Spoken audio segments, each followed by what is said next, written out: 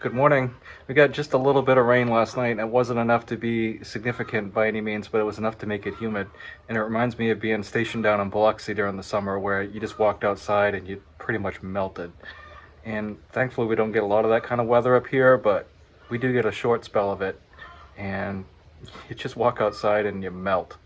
So today I'm heading up to the land trust. There's an off-grid house up there that I oversee. And I've got to fix the screens on the porch and get the water turned on, get the fridge going, and just make sure everything's in good shape.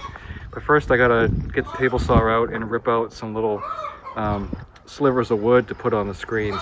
So I'm gonna do that first and load the stuff in the gator and head on out. So stick around.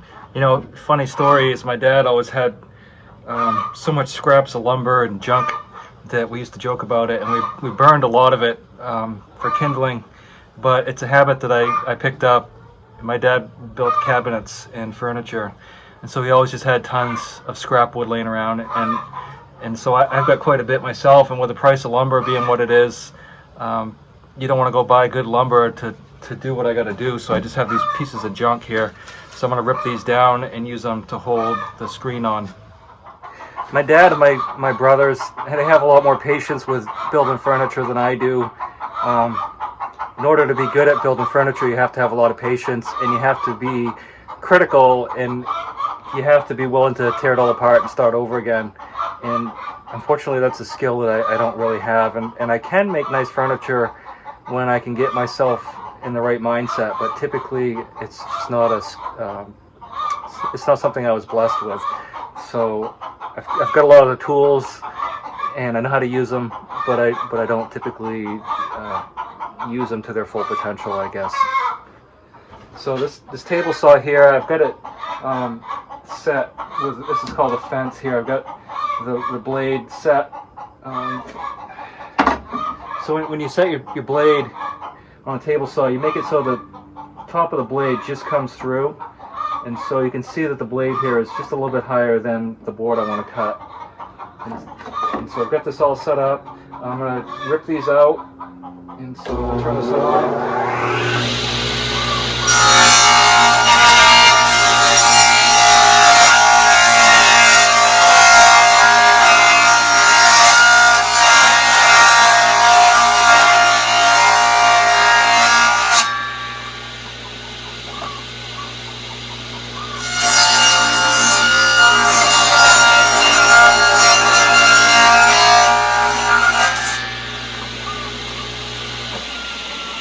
So I'm just making these little slivers here.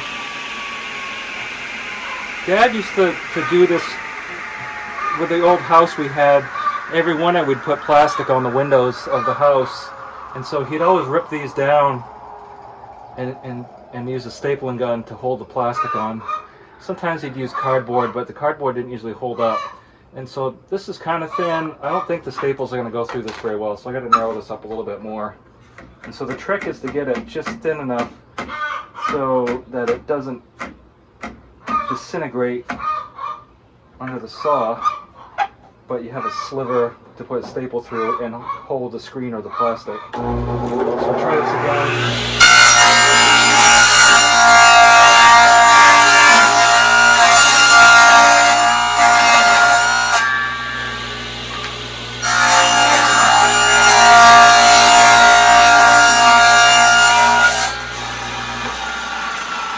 So it's a little thinner now.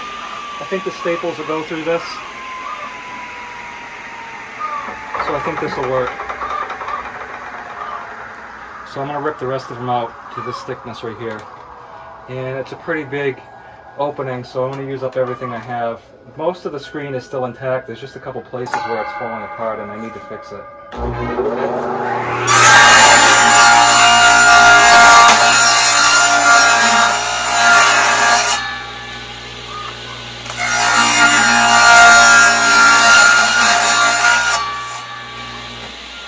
So the problem you get when you make thin strips like this is eventually it's too flexible and it doesn't stay against the fence, so you end up with kind of a wee-wah in it. And I know the safety police will be on me because I don't have my safety glasses, I just have my regular glasses. I don't have gloves. I don't have the face mask. I'm out here kind of in the open in the barn, so it is what it is. It's kind of ironic because I was the safety guy in the military.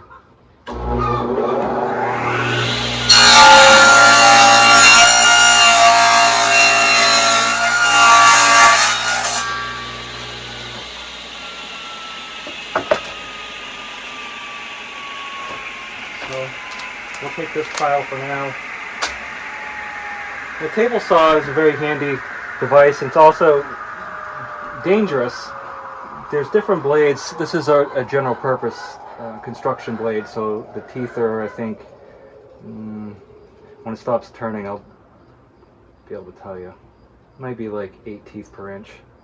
They're more fine. No, it's like 2, but it's just a regular construction blade.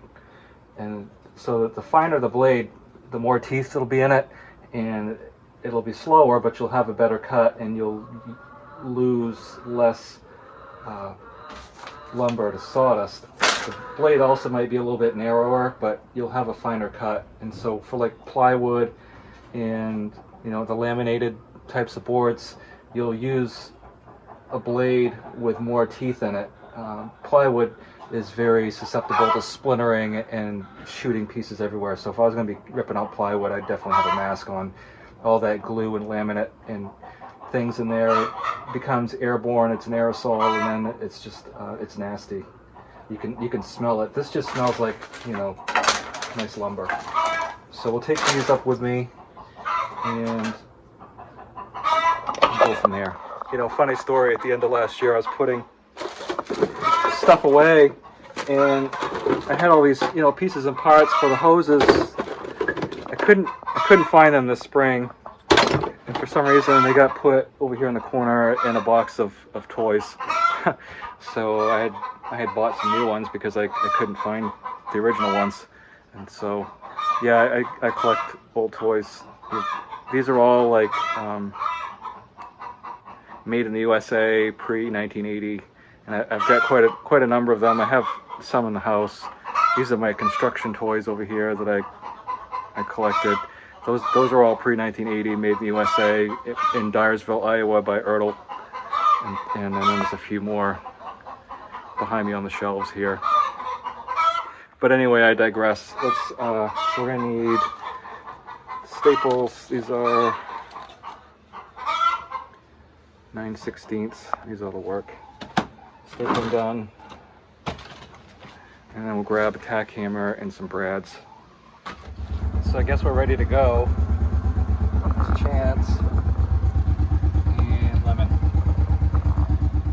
So obviously I'm a little bit upset because 2 years ago I had made a sign, and it just was the names of the cemeteries up there. There was the Watson Cemetery and the other one who slips my mind at the moment. But I had both of those boards built and had a sign here. So just get upset when people have to be destructive and break things. So the Watson one is still here, and the other one is Hammond. That's what it was. I remember now. There's 2 openings to this field, and I had to put boulders across in front to discourage all the ATVers that were going out here and tearing it up. I had done a lot of work to reclaim this field, and I do get hay off it. So the kids have been going out there, or adults, I'm not sure anymore, and just tearing it all up. It's another problem that farmers face, is people going out into their fields and destroying their crops, and people don't understand or realize the expense that's involved with reclaiming an old field, and then the expense in fixing it, and the lost harvest that you would have gotten. Last year was bad because of the drought, and so the loss of hay was a big hurt. Hopefully that won't be a problem this year. I'm always nervous when I come up here. It's over 1,000 acres, and it's all a land trust, and hikers, mountain bikers are always encouraged, hunters, fishermen, etc. But there's always that one that comes up here and and messes it up and either leaves garbage or comes up with a UTV or an ATV and makes a mess. And it's just a shame, because you wonder why people post their land and put up game cameras and then restrict all access. And it's because of people like that that come up and destroy it. And so every time I come up here, I'm always just in the back of my mind, it's like, man, I'm gonna go up there and something's gonna be broken. Somebody will have broken in, somebody will have busted something. And it's just always in the back of my mind, and it's always a little worry that I have that somebody's gonna have come up here and wrecked it. And every once in a while, that's what happens.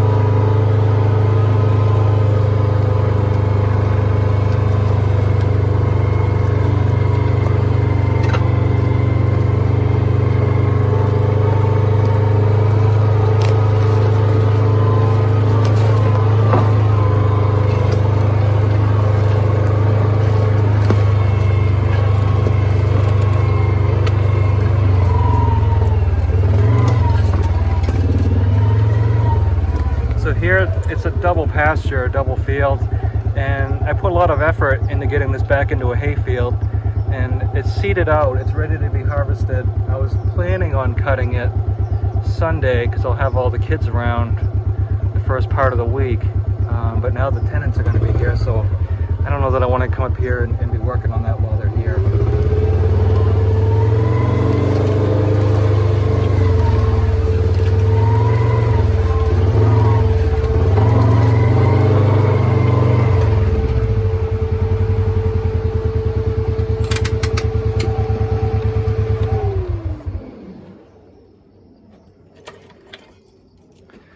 So I brought up plenty of bug dope and hornet spray because I have to go turn the gas on it.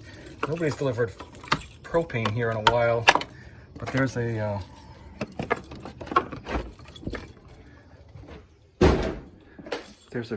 gas fridge in here that I need to get turned on. And so I always do a little quick walk around. I'm always afraid that somebody's gonna have busted in here and done something. And I've been lucky, although one time I did come in and somebody had so here's the thing, is the people who own it, they're from Concord, Massachusetts, and she's in her late 80s. He was in his 90s when he passed away. And just knowing that generation, I knew that they most likely didn't leave the premises with their beds unmade. It just it was unthinkable to me that, I'm sure I'm generalizing, but just based upon my experience.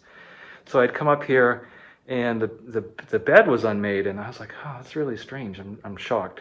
And so they came up and they asked me if I had been in there and if I'd noticed, and I only said what I just told you, that I noticed it was unmade, and to be honest, I was just surprised.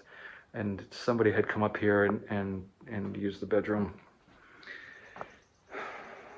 So, but it's just hard to have nice things, isn't it? So I think we can agree we're all a little worried about the unknown. We have no control over it, so it doesn't do any good to worry about it. But I brought my wasp and hornet spray. So I did put some wood in the wood shed for them, and then the privies over here. And like I said, I'm always afraid of these dang things. The camera's not picking up anything, but I just looked under there. I don't see anything, so we'll be real slow here and lift this. Obviously it's stuck. Oh, come on. Oh, we're lucky. So we'll turn the valve on.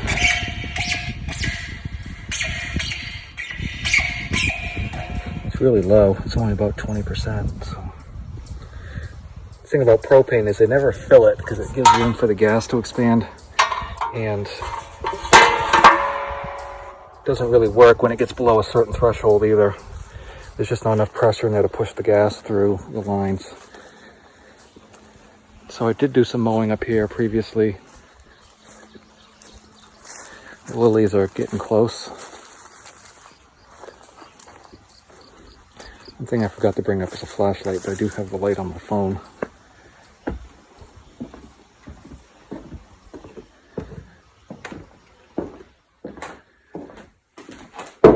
I really do hate this refrigerator with a passion.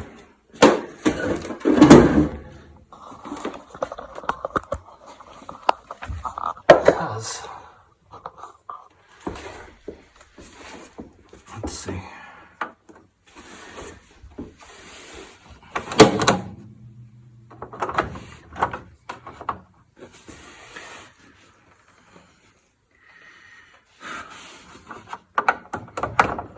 So, turn this on. There. I think you have to hold this one in and push this one.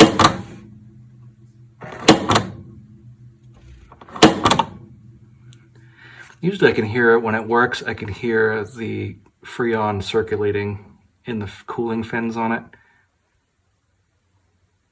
But it may take a few minutes for the gas to get here.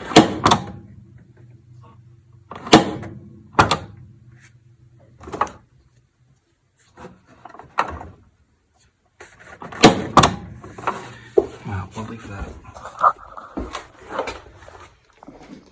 So this is the cellar, and it's always a creep show going down here too. So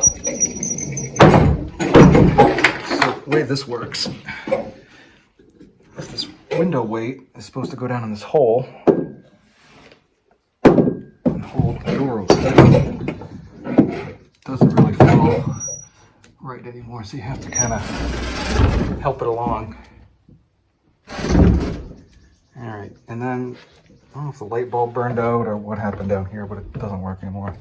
And if I lived in the deep south, I'd be terrified of some giant snake being down here, but it's Maine, so that's probably not going to happen. But it does have a smell to it. So it's hard to see because I'm down here in the dark, but there's this little tiny, it's like the same pump that's on my sprayer that I use for my apple trees. So I've got the lines opened up. And then I closed the drain, so we should be good to go. It should be pressurizing the well tank now.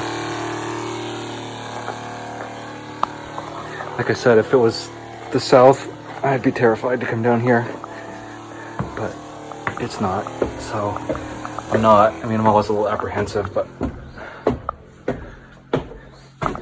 not too bad. There used to be a book here, and I don't know where it went, that had the instructions on how to work this thing, and it's gone, so I'll have to ask them if they know where it went. So we got water. Everything is solar in here, and I'll show you the little array. Come on, back out here and wait for the camera to adjust to the light again. So there's a little solar array on the roof, and that does the lights and the pump. And so these are here, these granite. They could be, this one could be a boundary marker because it's narrow. The other ones definitely came out of a foundation in one of the old houses here, but that really looks like a boundary marker. And then there's, you know, old steps. There's tons of old granite foundations out here.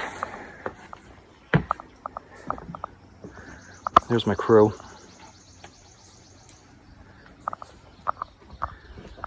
All right. So I can still hear the pump down there. We'll make sure that stops before I go. So the wind blows up pretty good across here. I gotta put this back up. There is some little metal slats in here. I didn't realize. We can work around that.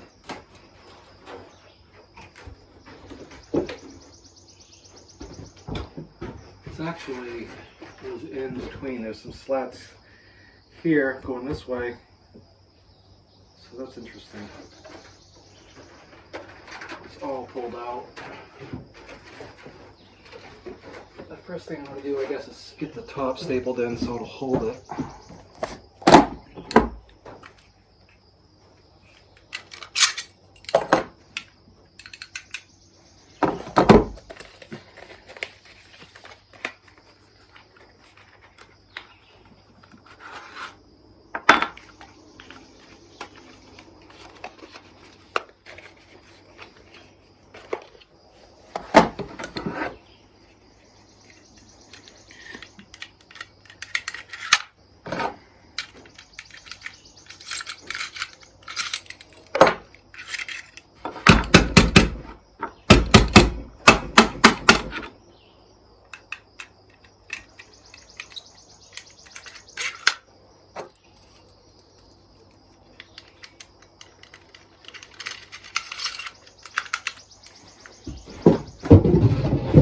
Again, safety first. Always use a chair.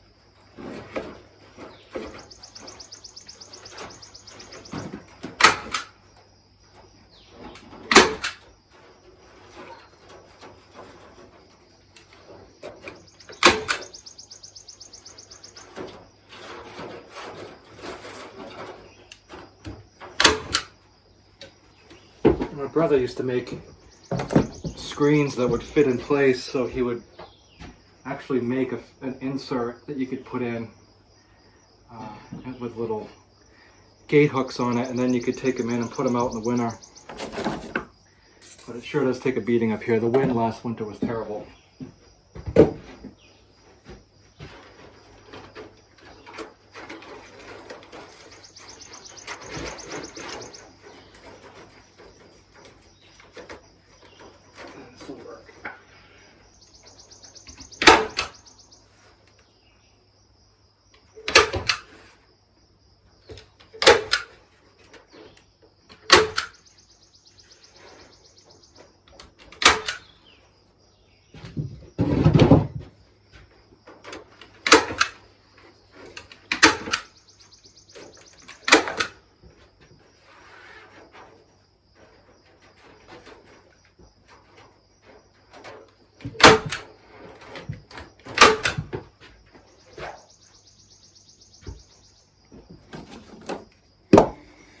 So in the middle, I'm going in this way. On the ends, I'm just putting one half of the staple in it. I don't want to split the ends of these if I can help it.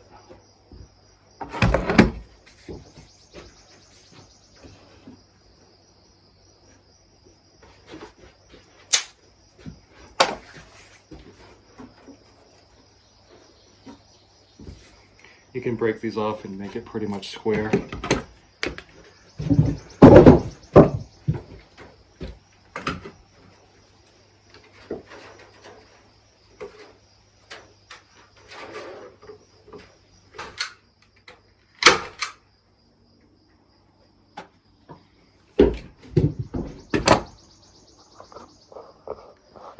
So the old lady, her name is Edie, or for short for Edith.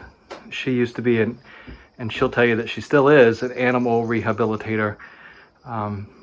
So when they were younger, she used to have a lot of animals up here. She was rehabilitating, and I can't tell you specifically what they were, but I do know that she had quite a few, and so she's got quite a collection of animal artifacts up here. And looking at those jaw bones right there, I almost think it's a cow.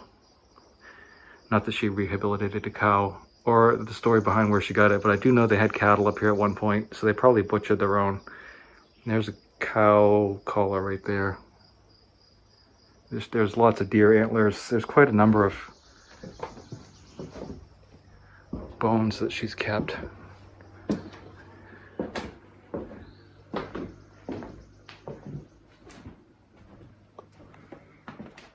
So you got this little one right here, and she could tell you what it is. I sure don't know.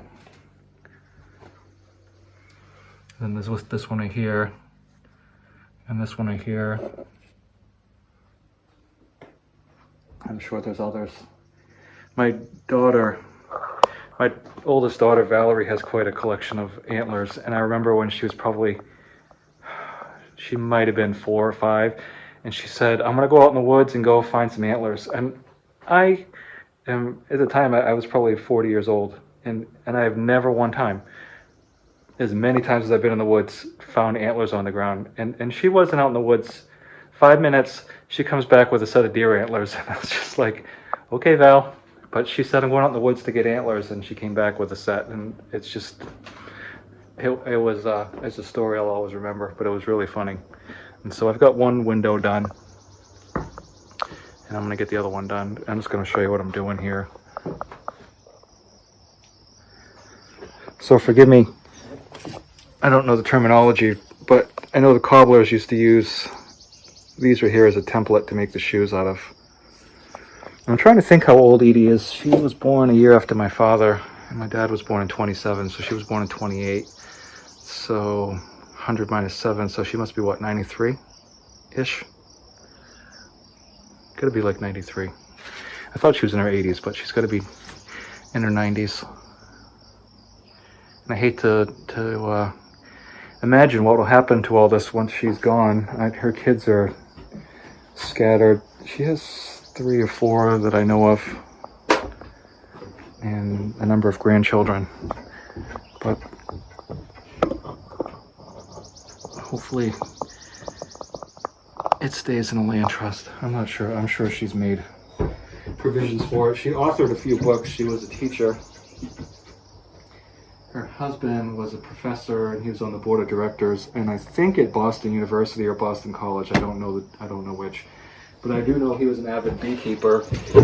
He had bees in his dorm room, so that would have probably been in the early 40s, late 30s, because he's been gone for a few years and he was in his 90s. He was a PBY, one of those float plane pilots during World War II. He would always say he didn't deserve really anything, because he was stationed the whole duration of World War II down in Texas. So he was on,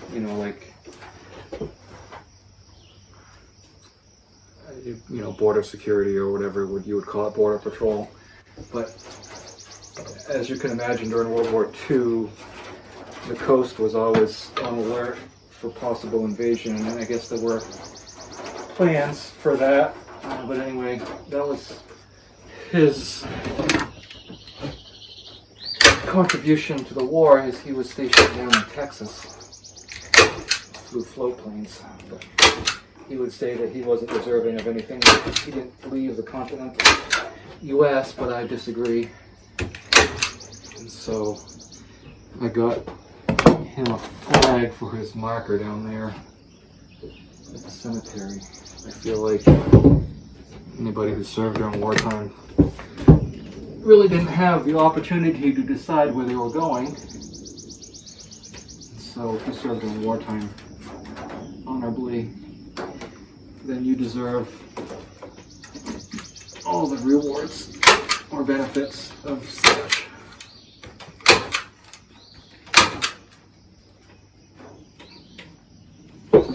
And so my external microphone was causing issues. I've got another one in order, so hopefully it will come out well. And so then I've got the last one up here to put up.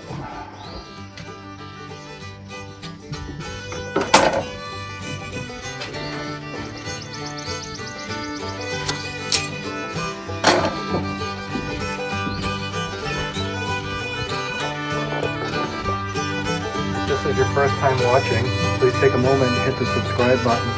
We'd love to have you follow along on our journey.